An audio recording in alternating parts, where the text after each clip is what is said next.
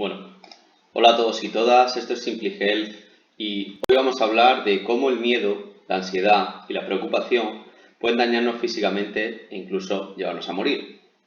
Veréis, la ciencia que estudia este tema, en concreto de la salud, se llama la psicosomática, la cual explica cómo cuando la mente sufre un problema de carácter psicológico, la no resolución de ese conflicto puede desembocar en un propio daño físico, es decir, una lesión o algún tipo de problema, de enfermedad que sea visible en el organismo. Vale, vamos a explicarlo el por qué ocurre esto, empezando desde un punto de vista animal, muy básico a nivel fisiológico. Seguro que muchos habréis visto en los documentales cuando una cebra escapa de su depredador. La cebra normalmente suele estar en un modo relajado, en un modo que se llama en medicina parasimpático, ¿vale? Relajado, comiendo o incluso durmiendo. Y de repente aparece un león y en décimas de segundo la cebra se pone a correr a 70, 80, no sé, los kilómetros por hora que corran estos animales para poder sobrevivir y escapar de esa amenaza mortal. ¿Cómo puede ocurrir este cambio tan rápido en unas milésimas de segundo?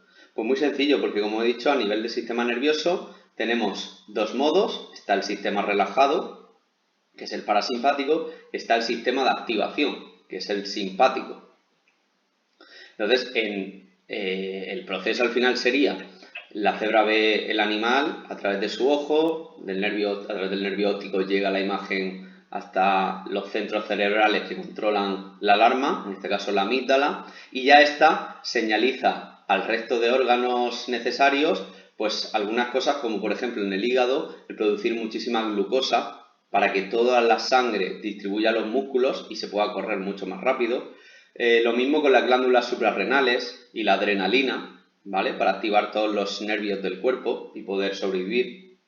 Y como digo, esto ocurre en una fracción de segundo, porque es un sistema de supervivencia al final. Este mecanismo que acabo de explicar, pues también se da en humanos. Un ejemplo típico, pues puede ser cuando uno va despistado cruzando la calle, se le aparece un coche y consigue escapar de ser atropellado pegando un salto, corriendo o dando un paso atrás. Sería algo parecido en una fracción de segundo a lo que he explicado sobre la cebra. Bien, lo curioso es que la cebra sí tiene capacidad, si consigue sobrevivir, de minutos después volver otra vez a su estado de relajación. Se puede perfectamente, tras escapar del león, ponerse otra vez a comer. Sin embargo, en el ser humano, el proceso de restaurar otra vez la relajación y el equilibrio, cuando se da un acto de este tipo, traumático, pues no sé si está a punto uno de sufrir un accidente mortal, si sufre uno una cosa muy desagradable, como puede ser un atraco en la calle o un robo, el proceso de relajación y recuperación puede durar horas, días, semanas, incluso se puede producir un trauma. Pero es que vamos más allá. Normalmente estas cosas sí, son raras, son cosas raras, son cosas que no suelen pasar habitualmente.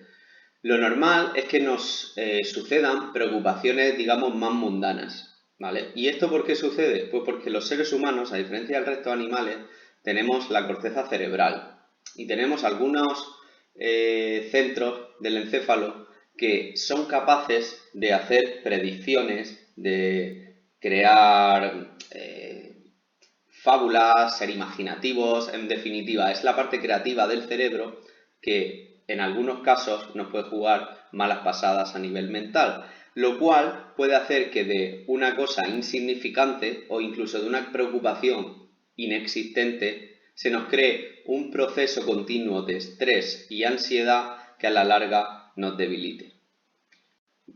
Vale. Como veíamos en el ejemplo de la cebra, se soltaban una serie de sustancias, hormonas, elementos del sistema nervioso en sangre necesarios para la lucha o la huida.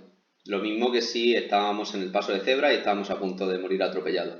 Sin embargo, cuando hay una preocupación más mundana, como puede ser una discusión con un familiar o en el trabajo con un compañero, Esas sustancias que se sueltan, porque el cuerpo lo único que siente es que está en modo supervivencia, como si le persiguiera un león, esas sustancias que se sueltan, al no salir corriendo, no se pueden, digamos, sublimar, no se consumen, ¿vale? Entonces al final siguen distribuyéndose por nuestra sangre y literalmente nos pueden acabar consumiendo.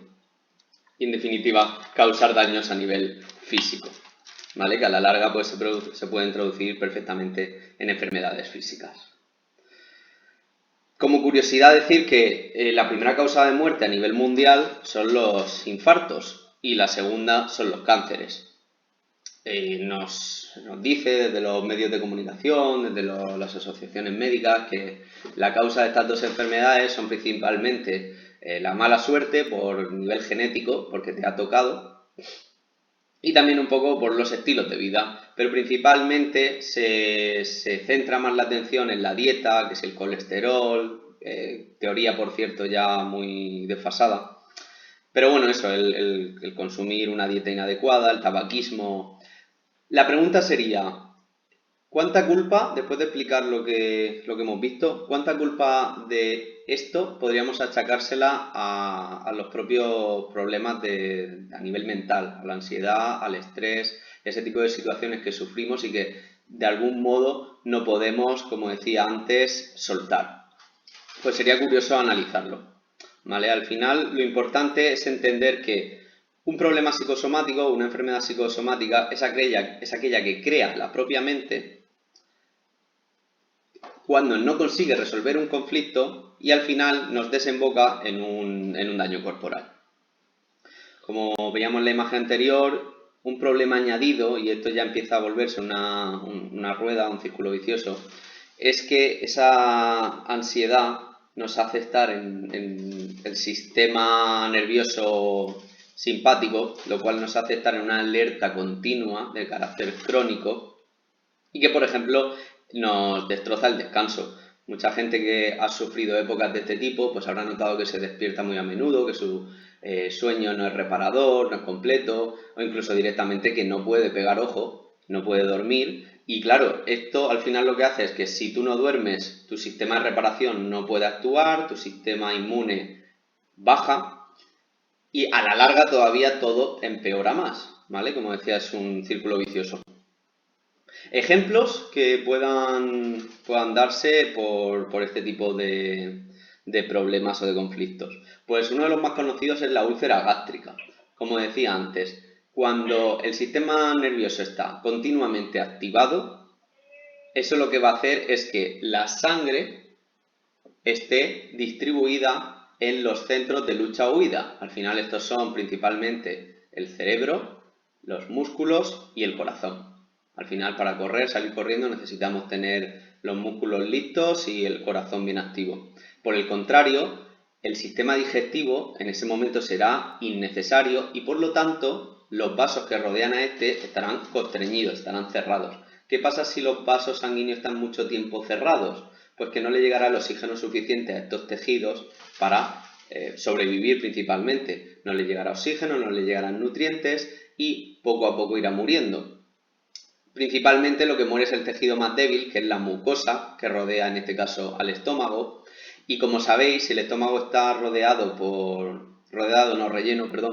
por ácido para digerir la comida, pues si la mucosa empieza a debilitarse o a desaparecer, ese ácido llegará a tocar la pared intestinal, el músculo del estómago, provocando esa úlcera y ese terrible dolor.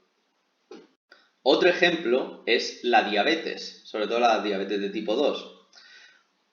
Igual que vimos en el ejemplo de la cebra, una cosa fundamental cuando uno está en modo lucha o huida es tener azúcar en la sangre para poder tener energía rápida disponible.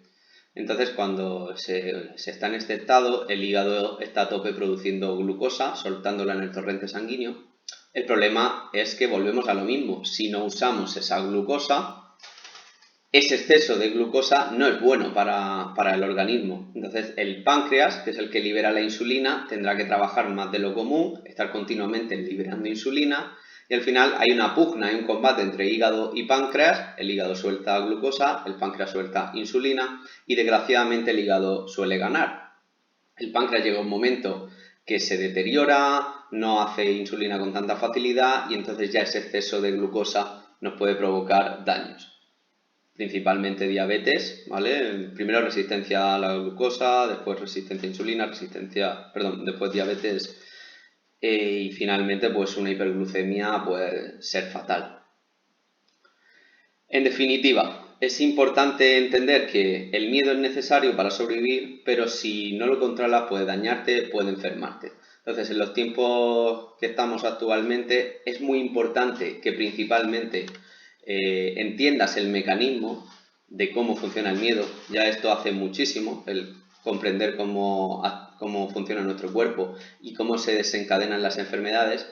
Y por otro lado, establecer algunas estrategias para controlar esos peligros, porque tenemos que tener en cuenta al final que hay ciertas cosas que son inevitables, como el tener un accidente fortuito, pero hay otra serie de miedos que son muchísimo más habituales y más comunes y que nos consumen cotidianamente, que realmente están en nuestra cabeza. No son reales, puede que en el futuro ocurran, puede que no, pero realmente si lo pensamos no merece la pena estar poniéndonos siempre en esa situación de negatividad, etcétera.